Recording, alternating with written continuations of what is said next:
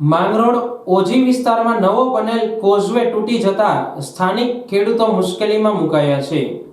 ગુજરાતમાં પુલ બેસી જાય, કોઝવે તૂટી જાય એવા અનેક બનાવો બનતા જોવા મળી રહ્યા છે। માંગરોળના ઓજી વિસ્તારમાં માંગરોળ તાલુકા પંચાયત દ્વારા લોકોની સુવિધા માટે વોકડા ઉપર કોઝવે બનાવવા ગ્રાન્ટ ફાળવવામાં આવી હતી, પરંતુ આ કોઝવેની રિયાલિટી ચેક કરતા આ કોઝવેનું કામ લોટ પાણીને લાકડા જેવું થયું હોવાનું સામે આવ્યું હતું। આ કોઝવે હજુ તો 6 માસ પહેલા બનાવ્યો હતો, પરંતુ 6 માસ પૂરા થાય તે પહેલા જ બેસીને તૂટી જતા લોકો ભ્રષ્ટાચાર થયાના આક્ષેપો કરી ફરિયાદ કરેલી, પરંતુ કોઈ નિકાલ આવ્યો નથી।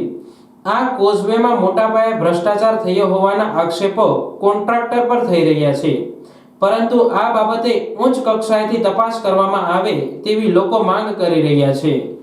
इरफान पठान से कामनाथ रोड नो रहीश छूं।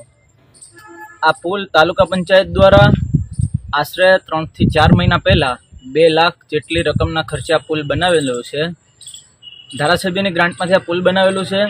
अंदाजित 2 लाख जेटली रकमनो खर्च थयेल छे अने आ पुलने 3 महीना थया નથી। तो आ पुल तमने तूटी गयेलुं छे અને અમે કોન્ટ્રાક્ટરને પણ જાણ કરેલી છે અને એકવાર ટીડીઓને પણ મૌખિક ફરિયાદ કરેલ છે, પણ અત્યાર સુધીમાં આનું કોઈ નિરાકરણ આવેલ નથી।